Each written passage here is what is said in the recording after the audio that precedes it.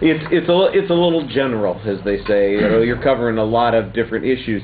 You could explain, you know, what a rape victim can do to help themselves if they are faced with this particular situation. Or your point could be, here, I want to show you the things to be careful of so that you don't put yourself in that particular situation. Or my purpose here today is to guide you and help you prevent this, but deal with it also if you are in that situation. Some sort of statement like that would tell us, okay, here's how all this information fits together. The slides basically are the organizational structure of the speech. There's not a particular pattern to them, although I think ultimately, if you looked at it in totality, it's almost chronological in nature. I think you need to have a little bit more information on some of them. The questions are okay, or the quick recommendations, those are all right too, but the dark color with the font that you've got on it is not particularly interesting to look at. The dramatic image that you have at the end with the tape over the girl's mouth and all the statistics on it, I think that's something that will, you know, jump out at people and they'll remember something like that.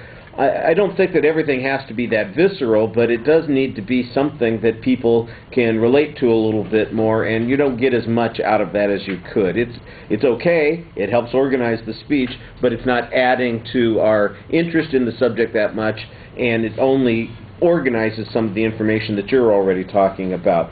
I did think, for instance, that when you were talking about the myths, that's a little bit confusing, because it's really less about the myths and more about the context and situations. There's one thing that you're trying to dismiss or minimize as a myth, and most of the other things are, here are things that actually contribute to that. So that one section, I think, is mislabeled. I'd agree with Stas. You do a nice job talking to the audience. You're pretty relaxed when you're up there. You're very direct when you're going through that. I think the pacing is maybe a little bit slow, and you could put some energy in it.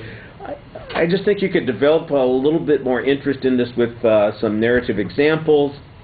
They don't even have to, you know, they could be hypothetical examples. We don't want you to betray anybody who is, you know, that you've had to work with, but there are plenty of instances where people can relate to the story a lot more if it seems like it's tangible, as opposed to kind of this abstract list of things to watch for, or things that happen, or the text list. For example, you mentioned the number that you work at. Here's the number that you work at. I thought immediately, how many calls a day do you deal with on your job? You know, how many times do you have to handle somebody? Do you ever have personal contact with them in that situation?